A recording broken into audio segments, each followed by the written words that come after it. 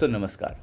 तेजस्वी यादव जो कि महागठबंधन के मुख्यमंत्री चेहरा हैं, खुद को दावा कर रहे हैं कि 14 नवंबर के रिजल्ट के बाद वो मुख्यमंत्री बनेंगे और मुख्यमंत्री बनते ही 2 महीने के भीतर जितने अपराधी हैं उनको वो जेल में भेज देंगे। देखिए कितना कॉन्ट्राडिक्टरी है।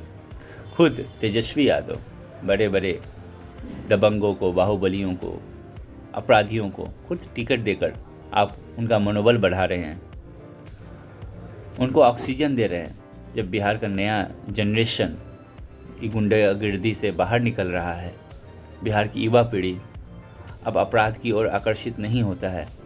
पहले 90s में जब मैं खुद छोटा था तो बच्चा जैसे ही 12-13 साल का होता था, उनको एक आपराधिक दुनिया से परिचय कराया जाता था, जहाँ पर छोटी मोटी लड़ाई में भी वो कट्टा लेकर, हथियार लेकर, बम लेकर आक्रमण करने, अटैक करने आ जाता था।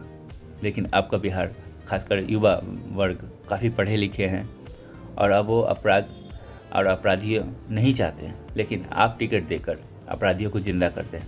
हमारे एरिया से खुद दानापुर के रितलाल यादव जो कि अभी जेल में है, आपने पिछले बार भी उनको टिकट दिया, जीत गए, इस बार भी टिकट दे दिया। जीते ना जीते बात की बात है, लेकिन आपका इंटेंशन को सही कैसे माना जाएगा जब आप गुंडों को टिकट देंगे। मोकामा में देखिए क्या हुआ, जन सुराज के एक समर्थक को दिन दहाड़े गोली मार दी गई,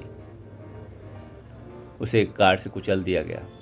मोकामा फिर से वही गुंडागर्दी, वही भूमियार वर्सेस यादव के वो आग में आपने झोंक दिया। आपने खुद टिकट दिया है वहाँ के सूरजभान सिंह जो कि बहुत बड़ा गुंडा है, उसकी वाइफ को। जदयू जनता दल यूनाइटेड जो कि सुशासन बाबू की पार्टी है, नीतीश कुमार की पार्टी है, उन्होंने खुद अनंत सिंह को टिकट दिया है, जिनका एकमात्र क्रेडिबिलिटी यही है कि वो बाहुबली हैं, गुंडा हैं, और अभी खुद जेल चले गए इस जनसुराज के समर्थक को गोली मारने के आरोप में। तो एक तरफ ये बड़े बड़े नेता, चाहे तेजस्वी हो, नीतीश कुमार हो या फिर बीजेपी के बड़े नेता हों, कहते हैं कि अपराध मुक्त बनाएंगे बिहार को। दूसरी तरफ खुद टिकट देते हैं उनको। टिकट देना आपको किसी ने मजबूर नहीं किया कि टिकट दीजिए, या आपकी मंशा है कि आप बिहार जैसा है वैसा ही रहे, बिहार को आगे न बढ़ने दें। बिहार आगे बढ़ जाएगा तो फिर मजदूर कहाँ से आएंगे बेंगलोर के लिए, चेन्नई के लिए, गुजरात के लिए। आप चाहते हैं कि बिहार हमेशा मजदूरों का राज्य ही बना रहे। यही वजह है कि 1990 में भी बिहार सबसे गरीब राज्य था, लालू राज में। 2005 के बाद नीतीश राज में भी बिहार सबसे गरीब राज्य है। तो सोचिए दोस्तों कि इन नेताओं की मंशा क्या है। दुख की बात यह है कि लग रहा है कि सब एक जैसे ही हैं, इधर वाले भी उधर वाले भी। हाँ, एक नया चेहरा सामने आया, एक नई पार्टी जन सुराज आई है, जो कि दावा कर रही है कि हम किसी अपराधी को हमने टिकट नहीं दिया है, और लग भी रहा है। और पीके को सुनकर, यानी प्रशांत किशोर को सुनकर ऐसा लग रहा है कि वह क्लीन छवि के हैं, पढ़े लिखे हैं, जातिवादी की बात नहीं कर रहे हैं, सीधा मुद्दों पर अड़े हुए हैं, मुद्दों की बात कर रहे हैं। लेकिन अब हम और आप पर निर्भर करता है कि हम किसे चुनते हैं, हम उनको तवज्जो देते हैं कि नहीं। बिहार को एक नया राजनीति करने वाला व्यक्ति चाहिए कि नहीं चाहिए।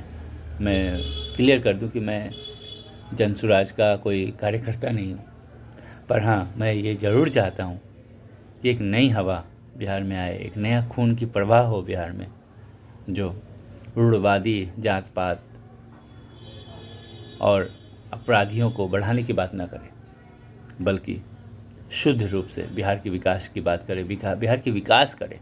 हमने उन नेताओं को भी देखा है जो बात बात पर कहते हैं मेरे लिए बिहार फर्स्ट है, बिहार फर्स्ट है, बिहार फर्स्ट है।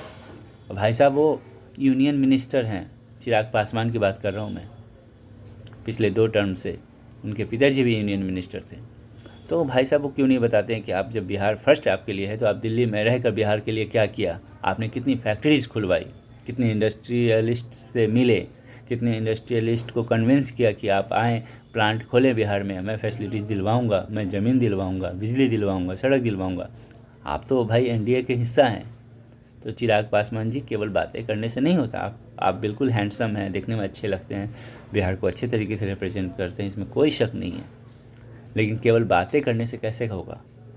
आप बताइए ना कि कितने फूड प्रोसेसिंग यूनिट्स आपने खुलवाया है। आप फूड प्रोसेसिंग मंत्रालय आपके अंदर ही है। आपका एक सिग्नेचर चाहिए होगा बिहार की तस्वीर बदलने में।